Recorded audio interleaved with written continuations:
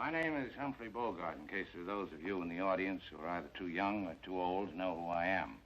Humphrey Bogart, a.k.a. Bogey.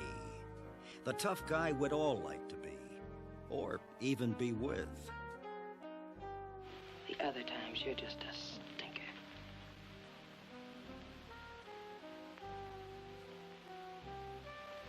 What'd you do that for? Been wondering whether I'd like it. What's the decision? I don't know yet.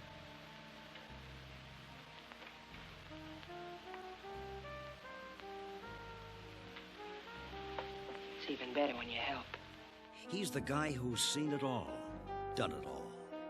Listening to nobody but himself. He somehow always managed to do the right thing.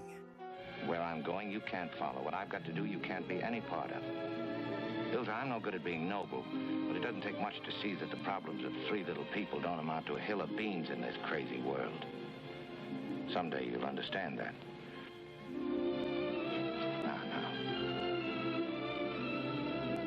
He's looking at you, kid. I found him fascinating. There was something mysterious about him. And it was dangerous. It was danger around him.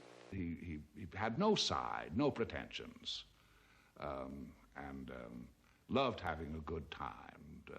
He was never quite as drunk as he pretended to be. He was not an alcoholic or anything of that sort, but on his holidays, why, he loved to hit corners.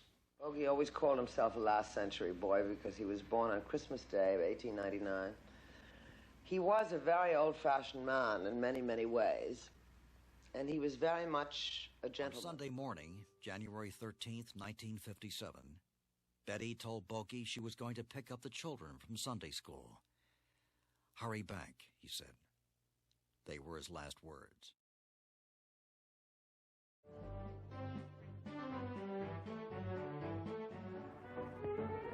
It's a new tune. I didn't hear you. Yes, it just came in. Would be nice to dance to. It is. What's on the other side? Well, it's another new one. Would you mind playing it for me? Yeah. This way.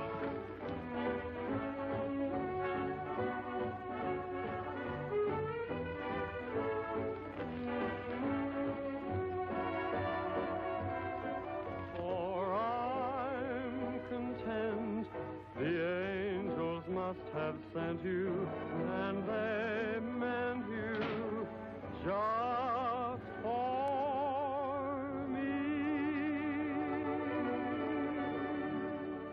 Grant's career flourished in the late 30s as directors discovered in him a rare combination of leading man looks and deft comedic acting ability. Armed with his unusual yet instantly recognizable accent, Grant found a niche in sophisticated romantic comedies that appealed both to women and men. His pairing with Katharine Hepburn in the classics Sylvia Scarlett, Bringing Up Baby, Holiday, and The Philadelphia Story showcased their expert timing and gift for playing off one another. As the Battle of Britain raged on, Grant met with the British ambassador, who urged him to remain in Hollywood and donate time and money to Mother England's war effort.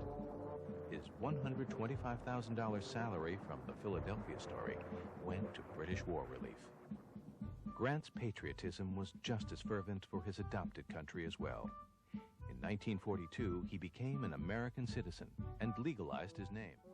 After an almost 2-year absence from acting, Alfred Hitchcock coaxed the reluctant star out of retirement with a location in the beautiful Riviera and an even more beautiful co-star, the 26-year-old Grace Kelly, to make the instant classic To Catch a Thief.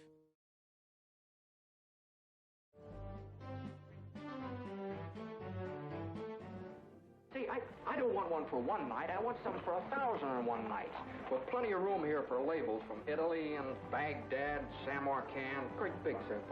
I see a flying carpet, huh? Yeah. I don't suppose you'd like this old second-hand job, would you? Ah, you're talking. Gee whiz, I could use that as a raft in case the boat sunk.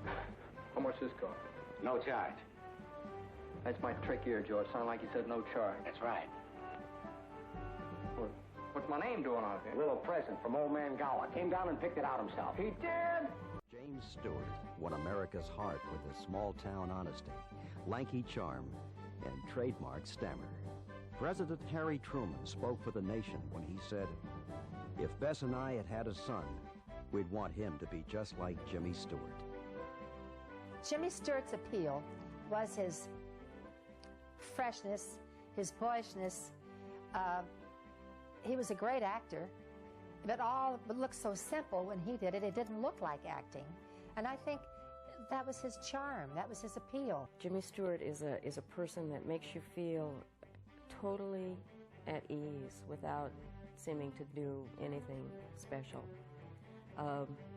He's just a very gracious, natural kind of person. But I don't think there's anybody that's ever been better than Jimmy Stewart. He was brilliant in the pictures that I worked with him in. He was brilliant in all the pictures I've ever seen him in. When he came back from the war, the first movie he did was It's a Wonderful Life, and he waited a while for that. And it was a very dark movie. And the movies that followed were much grayer, much more complex. His characters were more complex. The situations were more complex. I believe that he was intrigued by these kinds of stories because he saw the face of war.